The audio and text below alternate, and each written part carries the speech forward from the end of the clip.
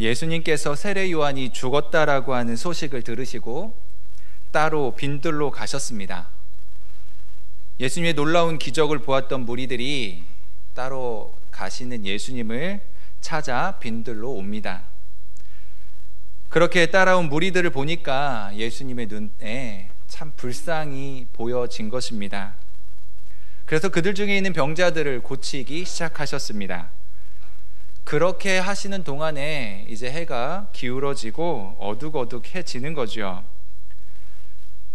저녁이 되기도 했고 먹을 것도 없으니까 제자들은 이렇게 생각합니다. 이 사람들을 다 먹일 수는 없으니 각자 돌려보내서 먹을 것을 구해 먹도록 하자는 것이었습니다. 예수님은 해질녘 빈들에서 그렇게 반응하던 제자들과는 달리 떡 5개와 물고기 2마리로 여자와 어린이를 제외한 5,000명이나 되는 사람을 배불리 먹이셨습니다. 이름하여 오병이어 기적입니다. 오병이어 사건이 있은 후에 예수님께서는 즉시 제자들을 배에 태워서 건너편으로 건너가게 하시죠. 이 오병이어 사건을 경험한 많은 사람들은 예수님을 바라보는 눈빛이 많이 달라졌을지도 모릅니다. 그런 무리들을 등지고 제자들을 재촉해서 건너편으로 가게 하시고 있는데, 그렇게 하신 이유에 대해서 요한복음 6장 15절에 근거하여 짐작해 볼 수 있는데, 이 오병이어의 기적을 본 사람들이 억지로 예수님을 임금 삼고자 했던 것을 보게 됩니다. 억지로 임금 삼으려고 했던 이 상황은 예수님께서 원하지도 않았고 기대하지도 않은 바이며 예수님의 계획과는 전혀 상관없는 그런 상황이었습니다. 예수님이 가셔야 하는 길이 아니었기 때문에 그 자리를 회피하시는 거죠. 그래서 예수님께서 제자들을 급히 배에 태워 보내는 겁니다. 그러면서도 예수님이 제자들과 함께 가지 않으시고 제자들만 보내는 겁니다. 이런 행동을 보이신 이유에 대해서 우리는 2가지로 한번 생각해 보게 되는데요. 하나는 예수님께서 홀로이 따로 기도하는 시간을 갖기 위함이었을 것이다 라고 하는 것과, 2번째로 물 위로 걸어서 제자들에게 가심으로써 예수님이 누구신지에 대한 그 믿음을 제자들에게 확신시켜주고 싶으셨던 것이라고 생각해 볼 수 있습니다. 첫 번째, 기도하시기 위하여 따로 떨어지셨고, 2번째, 바다 위로 걸어서 제자들에게 가심으로 더욱 믿음을 견고히 하고자 하심이었다는 거죠. 23절 말씀에 제자들을 보내신 예수님이 기도하러 따로 산에 가십니다. 혼자의 시간을 보내시고 있는 거죠. 예수님이 기도하셨다는 사실은 복음서 몇몇 곳에서도 발견이 되는데요. 무엇을 기도하셨을까요? 예수님께서 제자들을 떠나보내시고 홀로 산에 오르셔서 기도하셨는데 그 기도의 내용이 무엇이었을까요? 본문에는 예수님의 기도 제목이 나와 있지는 않습니다. 그저 조용히 하나님 아버지께 기도하면서 교제하는 시간을 가졌던 것으로만 확인이 되는 거죠. 그러면서도 미루어 짐작하건대 먼저 떠나보낸 제자들이 기도 제목 중 하나이지 않았을까 하는 짐작을 해보게 되는 겁니다. 마치 대화를 나누듯이, 아버지, 저 제자들 아시죠? 아직은 제자라고는 하지만 부족한 것이 너무 많습니다. 그러니 저들이 큰 믿음의 사람이 되도록 나중에 제가 아버지께로 돌아가게 되면 저 제자들만 남겨지게 될 텐데, 그때 어려운 일들 많이 만나게 될 텐데, 그 어려움 중에도 믿음을 잘 간직할 수 있도록 큰 믿음의 사람 되게 해 주십시오. 이렇게 기도하지 않으셨을까 생각해 보는 거죠. 예수님은 제자들과 함께 시간을 보내시면서 그들을 가르치셨고 양육하셨고 하나님의 사람으로 만들어 가셨습니다. 그런 제자들을 위해서 주님도 기도하셨을 것이라고 생각하는 것은 큰 무리가 아니죠. 사도 바울은 로마 교회에 보내는 글 로마서 8장 34절에서 하나님 우편에 계신 자요 우리를 위하여 간구하시는 자신이라 라고 예수님에 대하여 말씀하는 것이 있습니다. 하나님 우편에 앉으셔서 우리를 위해 예수님의 제자된 자들, 하나님의 백성된 자들을 위하여 기도하고 계시는 분이 예수님이시다 라고 가르쳐 주는 거죠.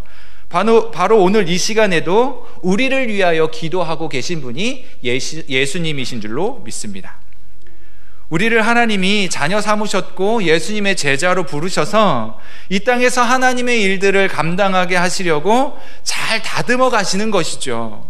그 일을 위하여 주님께서 기도하시는 거예요. 나는 비록 하나님 우편에 앉아있지만 나를 믿는다 고백하고 나를 저들의 가슴 속에 품고 있는 하나님의 백성들, 내 제자된 저 사람들, 저 성도들이 거친 세상을 살아가는 동안 하나님의 말씀에 매여 믿음을 지키고 그 믿음을 간직하며 온전하게 세워지기를 바라는, 그래서 하나님의 뜻하신 것들을 하나하나 이루어가기를 원하시는 마음으로 기도하고 계신 것이 분명하다는 겁니다. 그러면 예수님은 기도만 하셨을까요? 제자들이 탄 배는 이미 육지에서 수흘이나 떠나서 바람이 거스르고 있습니다. 제자들이 물결로 인해서 고난을 당하고 있지요. 마가복음 6장 47절과 48절은 오늘 본문의 참고 구절이 됩니다. 배는 바다 가운데 있고 예수님은 무태 홀로 계시고 바람이 거스르고 있어요. 제자들이 힘겹게 노질을 합니다. 어떻게든 이 풍랑을 뚫고 지나가 보려고 애쓰는 거죠. 그런데 이것을 예수님께서 보셨다라고 성경이 우리에게 증언하고 있습니다. 예수님께서 홀로 계시는 동안에 제자들이 힘겹게 노질하는 것을, 그렇게 고난을 당하고 있는 것을 보셨다라고 하는 것입니다. 예수님께서 보시면서 어떤 반응이셨을까요? 하하, 꼴 좋다 라고 하지 않으셨겠죠. 제자들이 고생하고 있는데, 힘겨운 시간을 보내고 있는데 그렇게 비아냥거리지는 않으셨을 겁니다. 제자들이 힘겨워하는 곳을 보시고 밤 사경쯤, 그러니까 오늘 우리 시간으로 치면 새벽 3시에서 6시 사이쯤이라고 알려지고 있는데, 그때에 새벽녘에 제자들에게 가시는 거예요. 비아냥거리지 않고 사투를 벌이고 있는 제자들을 향하여 예수님께서 다가가시는 겁니다. 제자들은 불평했겠지요. 그랬을지 모릅니다. 우리처럼 교회도 잘 나오고 잘 다니고 있고 주일 오전 예배로 끝나고 집에 돌아가지 않고 오후 예배까지 남아있고 하라는 대로 하는데 예수님이 건너가라고 재촉하셔서 그렇게 따른 것뿐인데, 가라고 하셨으니까 간 것뿐인데 기다리고 있는 것은 풍랑이더라는 거예요. 죽을 것만 같은 상황과 환경이라는 것입니다. 아니, 가라고 하셨으면 길도 좀 열어주셔야 될 것 아닌가? 풍랑이 웬 말이란 말인가? 이런 상황이라니 하면서 불평이나 원망을 했을지도 모릅니다. 사실 우리는요, 그렇게 간절하게 바라고 또 바랍니다. 풍랑이 내 인생에 없기를 말입니다. 그저 평탄하기를 바라며 구하는 거죠. 내가 걸어가는 길은 평탄하게만 해주세요. 그것이 우리의 간절한 바람일 것입니다. 그러나 주님은 풍랑이 불기를 바라실 수도 있다는 것이 함정이죠. 우리는 풍랑이 없기를 바라고 평탄하기를 원하지만 주님께서는 우리 인생에 풍랑이 일기를 원하실 수도 있다는 말입니다.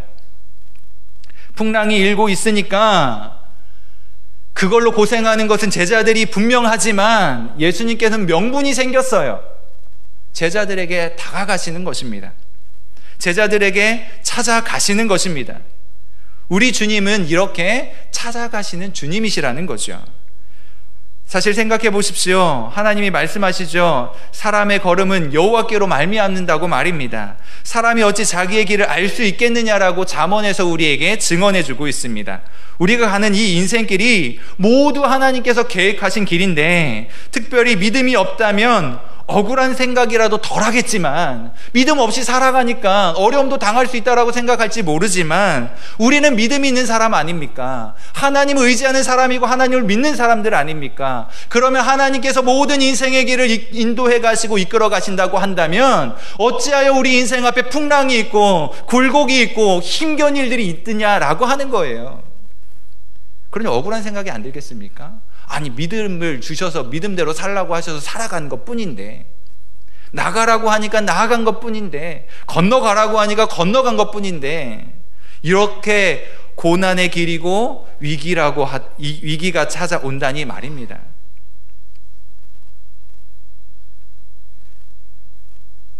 믿는다고 하는데, 그러면 더욱 우리의 길을 하나님이 이끌어 가시는 것이 확실한 사실이 될 텐데, 우리 앞에 풍랑이 여전히 있을 수 있다는 겁니다. 사람의 걸음이 하나님께 말미암는다는 것이라면 풍랑은 좀 빼셨어야 하는데 그러지 않았다는 거지요. 인생이 그렇지 않습니까? 풍랑이 없기를 바라지만 그렇게 되는 게 인생 아니잖아요. 의도하지 않았던, 계획하지 않았던 힘겨운 일들이 얼마든지 내 인생 속에 차고 들어올 수 있는 것 아닙니까? 제자들에게 풍랑이 있을 때에 주님이 찾아가셨습니다. 단지 어려움이 있어야 기도하는 거지, 사실 그렇잖아요. 우리가 감기에라도 걸리면 좀 더 간절하게 기도하지 않습니까? 좀 아픔이 있으면 더 간절하게 기도하잖아요. 평탄할 때보다, 평안할 때보다 조금 어려움이 있을 때 더 간절하게 기도하는 것이 우리의 연약함 아닙니까? 단지 어려움이 있어야 기도하는 것이다 라고 하는 것뿐만이 아니라, 나아가서 풍랑이 일고 있는 한 복판에서 주님이 제자들을 찾아가신 것입니다. 우리의 인생길에서도 마찬가지 아닐까요? 여러분이 풍랑이는 바다 가운데 놓여 있는 것 같아 보이십니까? 바로 그 순간이 주님이 찾아오시는 순간이라는 거예요. 우리에게 위기가 있습니까? 어려움이 있습니까? 사투를 벌이는 현장에 놓여져 있습니까? 바로 그 자리에 우리 주님께서 찾아오신다는 것입니다. 왜요? 주님이 다 보고 계시거든요. 혼자 있는 것 같은데, 혼자 사투를 벌이고 있는 것 같은데, 괴로운 시간이 언제 끝날지 모르고 계속되는 것 같은데, 이 모든 것을 우리 주님께서 보고 계시다는 것입니다. 하나님 우편에서 우리를 위하여 기도하시면서 우리의 인생길을 모두 보고 계신 분이 우리 주님이시라는 거죠. 그리고 우리를 도우시고 확신 가운데 거하도록 우리에게 찾아오시는 것입니다. 우리를 보시고 찾아오시는 분이 우리가 믿는 주님이신 거예요. 오시면 우리에게 즉시로 말씀하실 것입니다. 안심하라, 나야, 두려워하지 마. 얘들아, 이제 내가 왔으니 안심해. 힘들었지? 무서웠지? 두려워하지 말고 안심하라. 이것이 감격이죠. 이것이 은혜인 것입니다. 제자들은 유령이라고 생각을 했어요. 그리고 무서워했습니다. 왜요? 칠흑 같은 어두운 바다 한복판, 풍랑이 있는 곳에서 저기에서 예수님 걸어오시는 거예요. 누가 감히 물 위로 사람이 걸어서 올 거라고 생각을 했단 말입니까? 잘 모를 때는요, 유령이라고 생각을 하는 겁니다.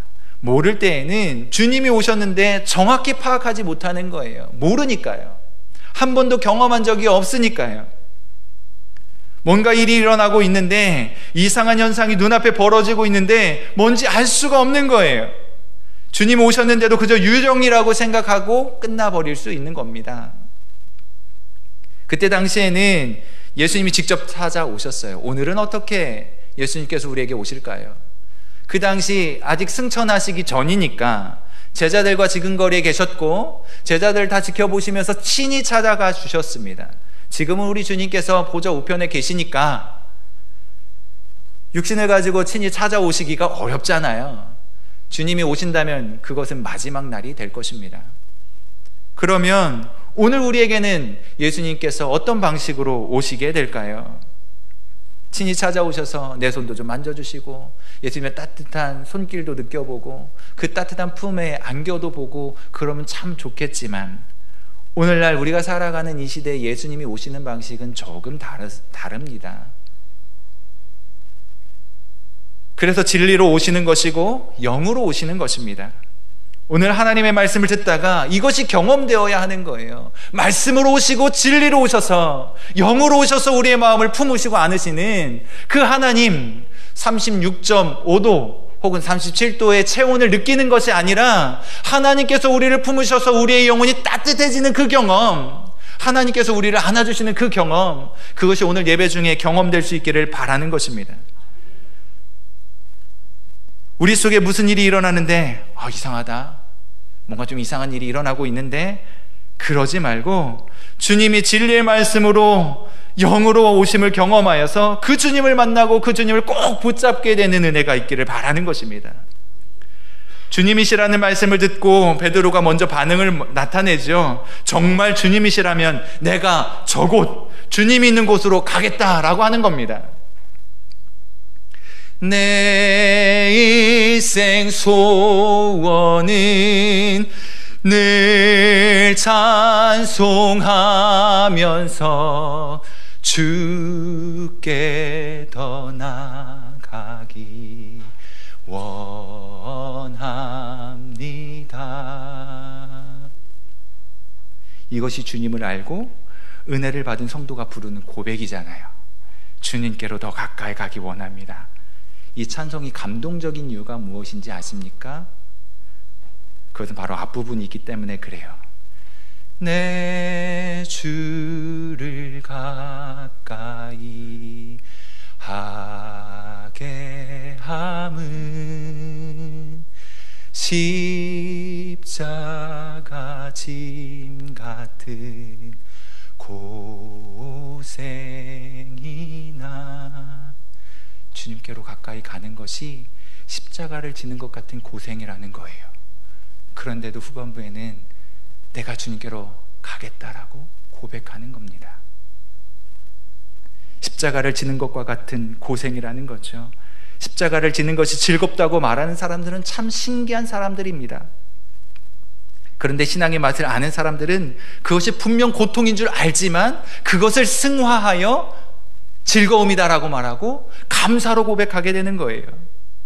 왜요? 십자가는 고통이지만 그 결과는 우리에게 기쁨을 주는 것으로 그 맛을 보았기 때문에 그 고백을 할 수 있는 거예요. 십자가는 고난입니다. 십자가는 고생이라고요. 십자가는 즐겁게 질 수 있는 것이 아닙니다. 고통을 감수하고 감내해야 하는 것입니다. 그런데도 불구하고 십자가를 지고 주님의 걸어가신 그 길을 따라가는 동안 십자가에서 흘러나오는 그 보혈의 은혜를 경험하였기 때문에 즐거움의 고백을 하게 되고 감사의 고백을 하게 되는 거예요. 이 맛을 보실 수 있게 되기를 바랍니다. 베드로가 주님이시라는 말에 예수님께로 가겠다고 배 밖으로 발을 내놓았습니다. 사람이 무리를 걷는다는 것은 상식 밖의 일이죠. 불가능한 일입니다. 그리고 지금 바다에는 바람이 불고 있어요. 배 위에서도 안전할지 아닐지 불안하고 사투를 벌이고 있는 순간이거든요. 그런데 그 풍랑이는 바다에 발을 내놓습니다. 바람이 불고 있고 제자들이 고난을 당하고 있는 상황인 거죠. 그런데도 주님이 계신 그곳으로 가겠다고 말하고 있습니다. 28절에 만일 주님이시거든, 만일 주님이시라면, 이 말은요, 의심 섞여서 주님인가 아닌가 하는 말이 아니라 확신 속에 있는 말인 거예요. 주님이시면 나도 갈 수 있다. 저기 계신 분이 주님이시라면 내가 저곳까지 갈 수 있다라고 하는 믿음의 표현인 것입니다. 그러니까 풍랑도 지나갈 수 있는 것이 성도라는 말이죠. 풍랑의 끝에 주님이 분명히 서 계시잖아요. 그러니까 풍랑이는 바다도, 풍랑이는 인생의 한 복판도 내 힘이 아닌 주님 의지함으로 믿음으로 나아갈 수 있는 거예요. 그것이 성도입니다. 내 힘으로 살아가는 게 아니라 주님 주시는 능력으로 뚫고 나갈 수 있는 그런 성도 말입니다. 그런데 그렇게 믿음을 가지고 가는데 바람이 보이잖아요. 무서우니까 빠져드는 거예요. 믿음 가지고 나섰습니다. 주님이시라면 저도 갈 수 있습니다 하고 갔는데 두려운 거예요. 바람이 보이는 겁니다. 우리도 마찬가지 믿음을 가지고 나선 길인데 때로는 풍랑이 오고요, 빠져들어갈 수도 있습니다. 그럼에도 불구하고 우리는 주께 더 가까이 나가는 거예요. 우리를 찾아오신 주님 앞으로 더 나아가는 겁니다. 내가 먼저 주님을 찾은 것 같지만 주님이 우리를 찾아오셨고 우리 앞에 서 계신 주님을 향하여 풍랑을 뚫고 나아가는 그 믿음이 필요한 거죠. 베드로는 주님을 보고는 확신에 차서 주님께로 갑니다. 그런데 바람을 보고 무서워했고 빠져들기 시작했습니다. 여러분 잘 생각하셔야 됩니다. 수영장 물이 아니에요. 찰랑찰랑거리는 그런 물이 아니라고요. 깊은 바다이고 풍랑이 있는 바다입니다. 거기에 빠져들어가는 거예요. 그래서 소리치는 겁니다. 주여 나를 구원하여 주옵소서. 빠져들고 있는 베드로가 외치는 거예요. 다급하게 외치는 겁니다. 우리도 지금 이거 하려고 이곳에 모인 거예요. 주여 나를 좀 건져 주십시오. 내가 풍랑이는 인생살이 속에 함몰되어 있고 빠져 죽을 것만 같습니다. 나의 손을 잡아 주옵소서. 나를 건져 주십시오. 나를 구원하여 주십시오. 본향을 향해 가는 순례자들인데 신앙의 길을 걷고 있는데 항상 주님만 보며 살면 좋겠는데 그게 쉽지 않잖아요. 주님 바라보고 나아가는 길인데 주님만 보입니까? 바람도 보여요. 풍랑도 보인다고요. 그러니 빠져들어가는 거예요. 일부러든지 아차하는 순간에 미끄러졌든지 모르고 그랬든지 알고 그랬든지 주님보다는 다른 것들을 주목하다가 인생의 풍랑이는 바다에 빠져들어가 허우적거리고 있는 것이 우리의 모습일 수 있다는 겁니다. 그때 누구를 부릅니까? 그때 우리가 찾는 것이 무엇입니까?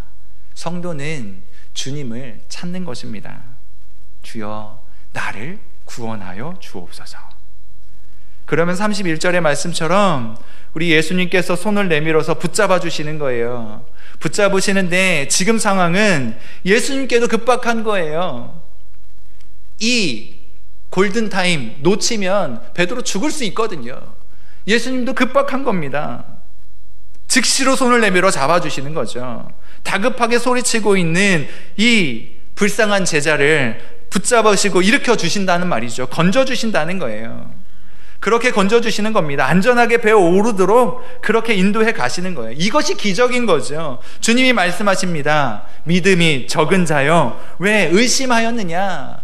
왜 의심하였느냐? 여러분 이렇게 말씀하시는 예수님의 음성은 책망일까요? 꾸중일까요? 아니면 부드러운 겉면이나 속삭임일까요? 중요한 것은요, 믿음을 가지고 가는 이 길에서 믿음이 부족하여 믿음이 작아서 물속에 빠져가는 우리를 건져주신다는 거예요. 이것이 기적인 것입니다. 그런 우리들이라도 주님께서 건져주시니까 기적이 일어난 거예요. 생각해 보십시오. 주님께서 책망하며 꾸중하듯이 말씀하신 것이나 부드럽게 속삭이며 타이르듯 말씀하신 것이나 그것이 무엇이 중요합니까? 주님이 건져주셨는데요. 주님이 구원하여 주셨잖아요. 사실 어떤 때에는 큰 소리로 호되게 이야기하는 것보다 작은 소리로 타이르듯 이야기하는 것이 마음에는 천둥번개가 치는 듯이 다가올 때가 있어요. 조용히 타이를 때 더 깊이 자극이 되는 경우가 있다는 겁니다. 부족한 것을 내가 알고 있고요, 믿음이 적은 것도 내가 알고 있는데 누가 말하지 않아도 나의 부족함을 내가 너무나도 잘 알고 있어요. 나의 연약함을 너무 가슴 아프게 생각하면서 있단 말이죠. 잘 알고 있는데 주님이 조용히 주님께서 속삭이시는 거예요. 얘야, 믿음이 약한 자야, 왜 의심하니? 의심하지 마라. 그러면 긴장했던 우리의 마음이 풀어지면서 한없는 눈물이 흐르는 거예요. 주님, 제가 그렇게 믿음이 부족했군요. 잘 알고 있는데, 이미도 너무나 잘 알고 있는데, 그래 나의 도움은 오직 주님뿐이로구나. 내가 세상 의지하지 않고 오직 주님만 의지하고 주님만 바라고 살아야지. 그런 마음의 깊은 울림으로 다가오게 되는 것입니다. 붙잡으신다는 것이 뭡니까? 굴비 깨듯이 시래기 엮듯이 그렇게 엮는다는 것이 아닙니다. 주님의 강하신 팔, 주님의 넓으신 팔에 안으신다는 거예요. 이 말은 돕다, 구조하다라고 하는 말입니다. 지금 베드로가 왜 의심했느냐, 믿음이 적으냐 이런 말을 들은 것이 무슨 큰 문제이겠습니까? 우리 입장에서는 어떻게 베드로 정도 돼가지고 저걸 의심하지? 아유, 베드로 정도 됐으면 의심하지 말았어야지 이렇게 생각할지 모르지만, 지금 주님의 손이 베드로를 붙잡고 계신다라고 하는 것이 중요한 문제입니다. 주님께서 우리를 붙잡아 주신다라고 하는 사실이 깨달아져야 하는 것입니다. 이것이 우리에게 기적인 것이죠. 우리가 주님을 부를 수 있다는 것도 기적이고, 우리의 부르짖음에 즉시 손 내밀어 건져주신다라고 하는 것도 기적이 되는 것입니다. 사랑하는 성도 여러분, 성도가 살아가는 길이 항상 잔잔하기만 한 것은 아닙니다. 내 뜻대로 되는 것만도 아닙니다.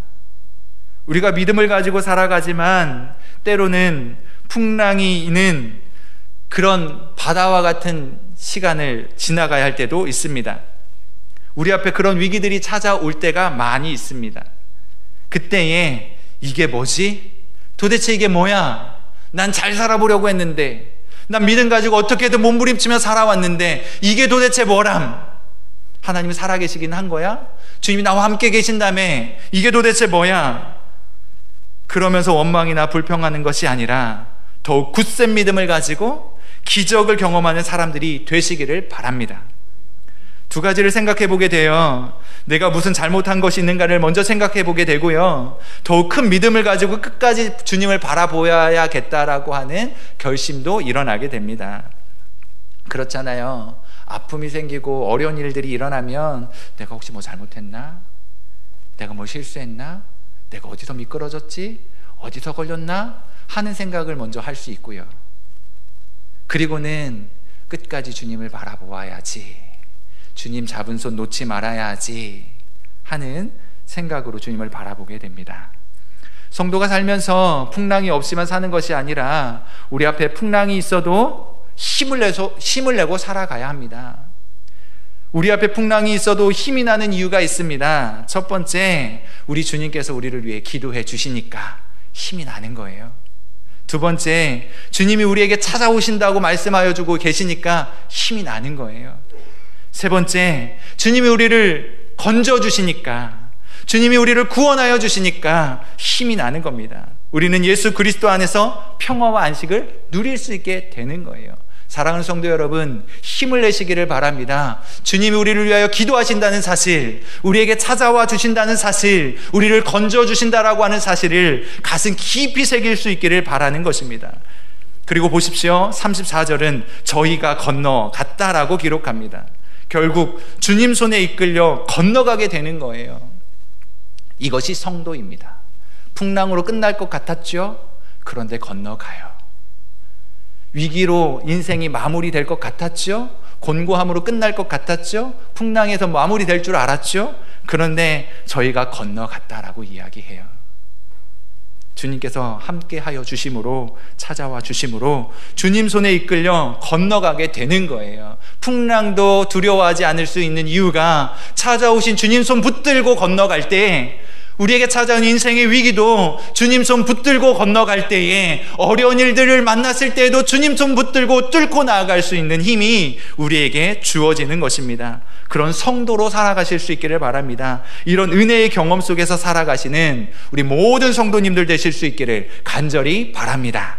기도하겠습니다.